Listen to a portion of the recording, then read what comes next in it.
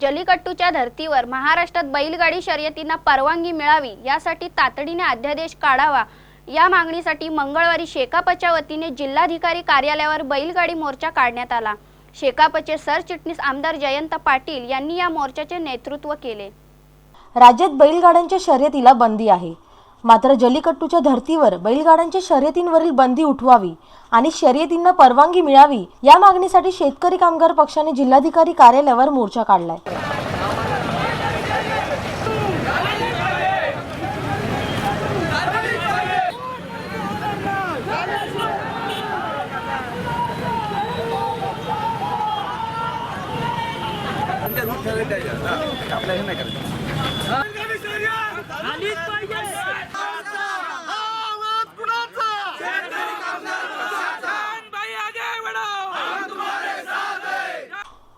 विशेष म्हणजे हौशी गाडीवान आपल्या बैलगाड्यांसह या मोर्चात सहभागी झाले होते। निवडणुकीची आचारसंहिता असली तरी मुख्यमंत्र्यांनी किमान लेखी आश्वासन देऊन शेतकऱ्यांना दिलासा द्यावा अशी मागणी आमदार जयंत पाटील यांनी यावेळी केली आहे।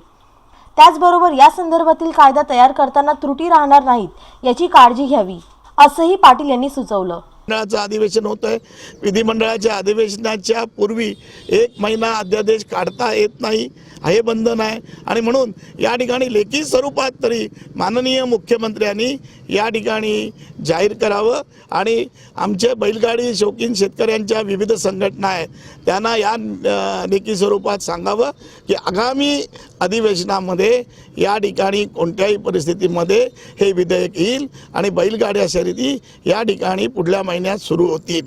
ही मागणी घेण्यासाठी आम्ही आज जिल्हाधिकाऱ्यांकडे गेलो। जिल्हाधिकाऱ्यांनी सांगितलं आमच्या भावना विशेषतः रायगड जिल्ह्यामध्ये आणि त्याच्यामध्ये अलिबाग तालुक्यामध्ये बैलगाडी शौकीन शेतकरी या ठिकाणी मोठ्या प्रमाणात आहेत। कृषी पर्यटक या ठिकाणी बैलगाडी शर्यती बघण्यासाठी येतात आणि एक वेगळं माध्यम, वेगळं वातावरण या ठिकाणी येते आणि ग्रामीण भागातलं खरं असताना हा खेळ या ठिकाणी सुरू झाला पाहिजे, ही मागणी शेतकरी कामगार पक्षाची आहे।